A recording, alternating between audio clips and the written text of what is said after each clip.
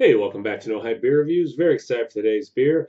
Comes courtesy of Chad from the Bearded Hops. That's the one I did a podcast a few weeks ago with those guys, and might be trying to do another one in the relatively near future. I see they just did one and released it with the guy who started Untapped, which is cool. I will definitely list a link to the Bearded Hops guys below, and also specifically, Chad also does this.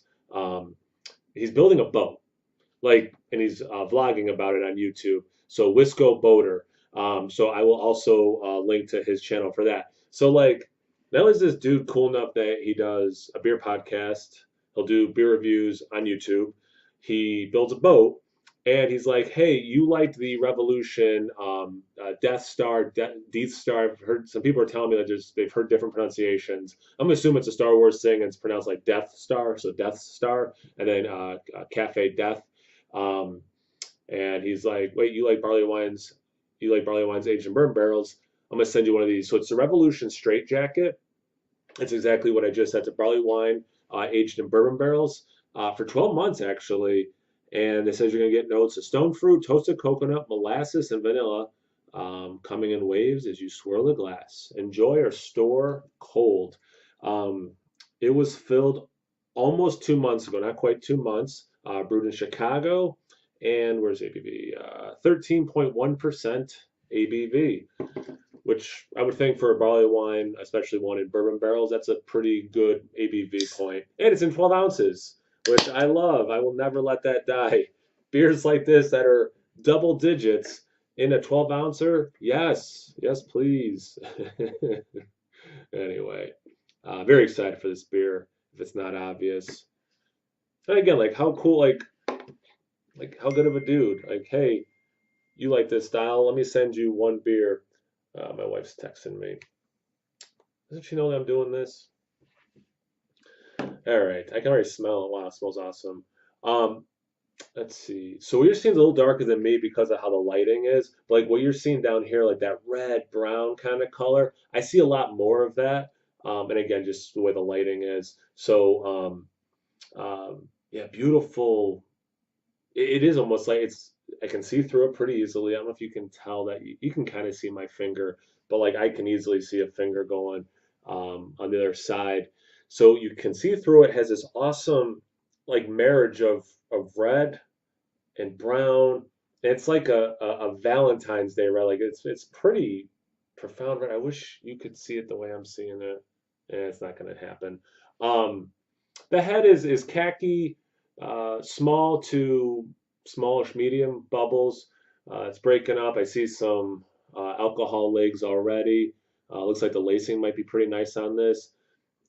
I mean, it really looks like a barley wine. Like, I mean, definitely stylistically, it looks like what I think a barley wine would look like.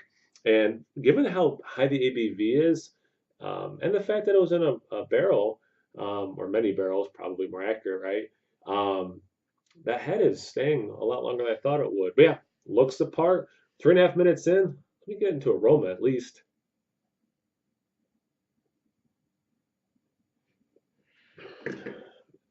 Just like I was saying about the appearance there, I mean the aroma, it's that's what I think that should smell like. There's a sweetness to it. There's a subtle earthiness. I get some of the oak specifically, definitely some of that bourbon's coming through as well. Nice vanilla caramel.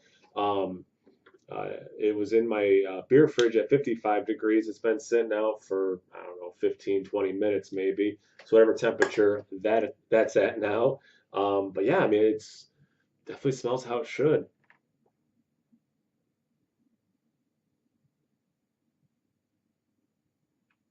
Reminds me of similar, not ancient, well, like super malt forward beers. Like kind of reminds me of like a Sammy Claus, which doesn't get a lot of love, unfortunately.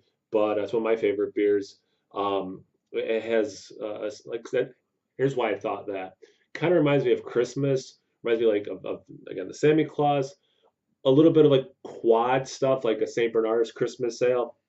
Again, these big double ABV malt forward beers.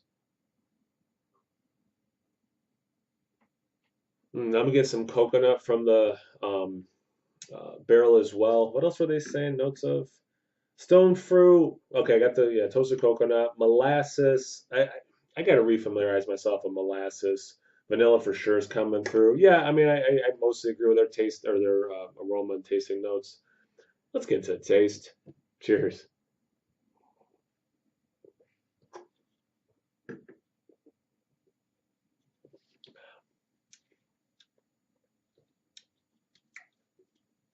That beer is fantastic. That beer is as good as that label is. That's why I wanted to hold it up again.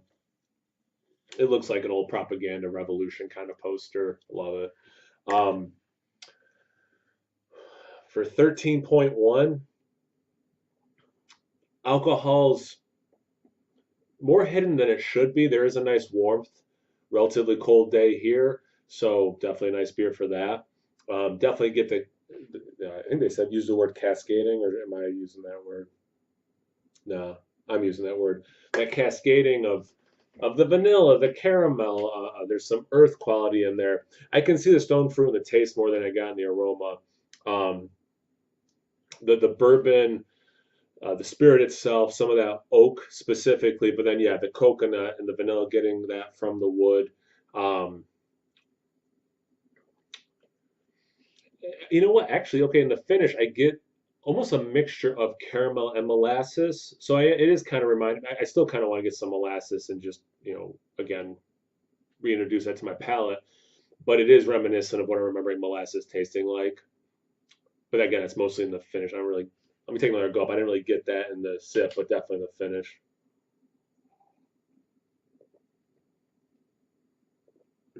Mm, okay.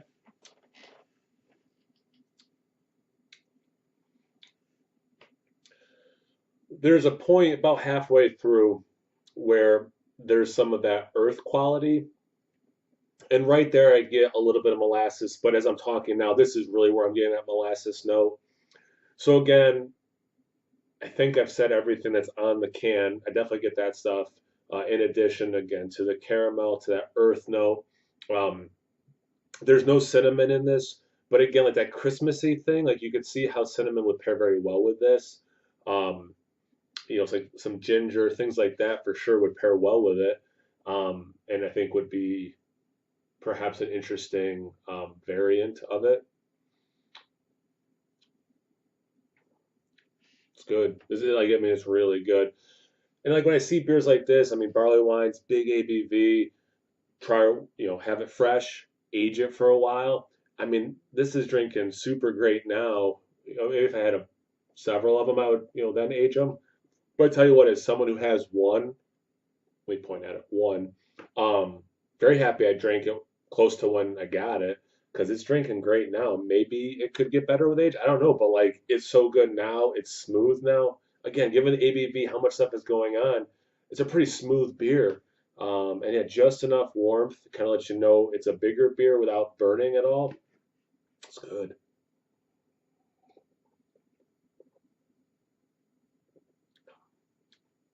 Duh. So I mostly read the second half of the description. It does have Belgian malts in it, not Belgian yeast, but there's some Belgian malts. So no wonder I'm kind of picking up some of that quad stuff. Again, not the same yeast. It's not um, a quad at all, but it has some reminiscent. It's probably because of the overlap of styles, but also that Belgian malt. Um, Huge winner for me. This is fantastic. Just like their barrel aged stout and the Death Star and Cafe Death with the coffee. These guys know what they're doing. They know how. I mean, I like their other stuff too that I've had, but this makes the third kind of bourbon barrel aged beer that they do, and they've all been like I'm talking big winners for me. This is fantastic. And again, check out Chad. I'm gonna link to his stuff below. The dude is building a boat. Like that is cool. Like again, good dude, good dude.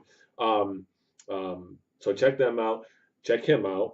And check me out on Instagram and Tapped. No Hype Beer Reviews at both those places. So always please like, comment, subscribe, and most importantly, imbibe. Cheers, everyone.